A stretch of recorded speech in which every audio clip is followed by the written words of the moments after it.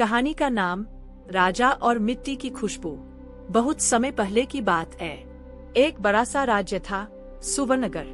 महल सोने जैसा चमकता था, लेकिन उस चमक के पीछे राजा का दिल बहुत भारी था। राजा का नाम था राजा आदित्यवर्धन।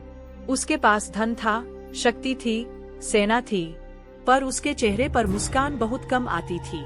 वो अक्सर रात में महल की छत पर खड़ा होकर नीचे फैले शहर को देखता। लोगों की भीड़, जलते दिए, हंसी की आवाजें। फिर भी उसे लगता, ये सब मुझसे बहुत दूर है। उसी राज्य के बाहर मिट्टी के घरों वाला एक छोटा सा गांव था। वहाँ रहती थी एक गरीब लड़की, नैना। नैना के पास ज्यादा कपड़े नहीं थे, ना ही सोने चांदी के गहने, लेकिन उसकी आंखों में अजीब सी शांति थी। वो रोज सुबह नदी से पानी लाती, माँ के साथ मिट्टी के बर्तन बनाती और शाम को बच्चों को कहानियाँ सुनाती। गांव वाले कहते थे, इस लड़की की हंसी में दवा है। एक दिन राजा ने भेष बदलकर राज्य देखने का फैसला किया। कोई पहचान न सके, इसलिए साधारण कपड़े पहने, ना मुकुट, ना सिपाही। चलते चलते वो उसी गांव तक पहुंच गया। वहां उसने देखा, लोग गरीब थे, पर चेहरे पर डर नहीं था।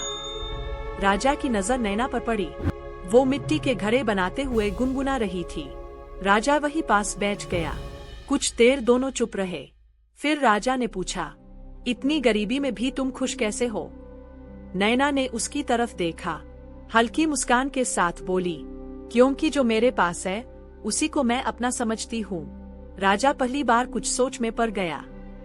राजा कई दिनों तक उसी गांव आने लगा, कभी यात्री बनकर, कभी बीमार आदमी बनकर। हर बार नैना उससे कुछ न कुछ कहती, कभी जीवन के बारे में, कभी धैर्य के बारे में। राजा को महसूस हुआ, महल में रहते हुए उसने ये बातें कभी नहीं सीखी थी। एक दिन गांव में सूखा पड़ गया, लोगों के पास खाने को कुछ नहीं बचा। नैना ने अपना आखिरी अनाज बच्चों में बांट दिया, खुद भूखी रही। राजा यह सब देख रहा था। उस रात राजा रोया, सच में रोया। अगले दिन राजा अपने असली रूप में गांव पहुंचा, साथ में सेना और अनाज। गांव वाले डर गए, नैना भी घबरा गई। राजा ने सबके सामने कहा, आज मुझे एक गरीब लड़की ने सिखाया है कि राजा होना क्या होता है।